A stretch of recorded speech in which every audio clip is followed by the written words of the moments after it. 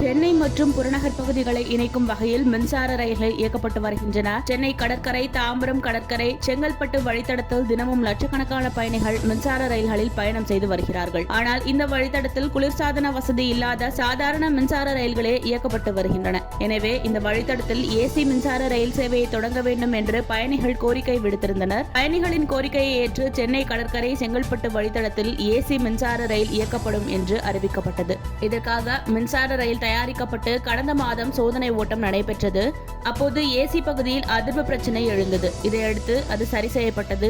தற்போது ஏசி மின்சார ரயில் பயணிகள் சேவையை தொடங்குவதற்காக தாம்பரம் பணிமனையில் தயாராக நிறுத்தி வைக்கப்பட்டுள்ளது. பிரதமர் நரேந்திர மோடி தமிழகத்தில் பாம்பன் பாலத்தை திறந்து வைத்த போது அதனுடன் சேர்த்து சென்னை கடற்கரை, செங்கல்பட்டு வழித்தடத்தில் ஏசி மின்சார ரயில் சேவையும் தொடங்க திட்டமிடப்பட்டிருந்தது. ஆனால் அப்போது தொடக்க விழா நடத்தப்படவில்லை.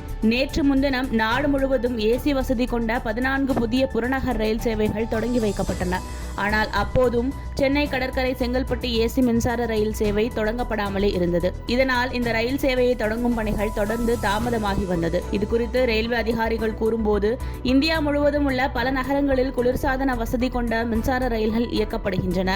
சென்னையில் ஏசி வசதி கொண்ட மின்சார ரயில் முதல் முறையாக இயக்கப்பட உள்ளது. தற்போது சிறப்பு விருந்தினரின் தேதிக்காக ரயில் தொடக்க விழா நிறுத்தி வைக்கப்பட்டுள்ளது என கூறினார். இந்த நிலையில் இன்று முதல் தமிழ்நாட்டின் முதல் குளிர்சாதன மின்சார ரயில் மக்கள் பயன்பாட்டிற்கு வரவுள்ளது. 12 பெட்டிகள் கொண்ட சென்னையின் முதல் குளிர்சாதன மின்சார புறநகர் ரயில் கடற்கரை, செங்கல்பட்டு வழித்தடத்தில் விரைவில் இயக்கப்படுவதாக தகவல்கள் வெளியாகியுள்ளது.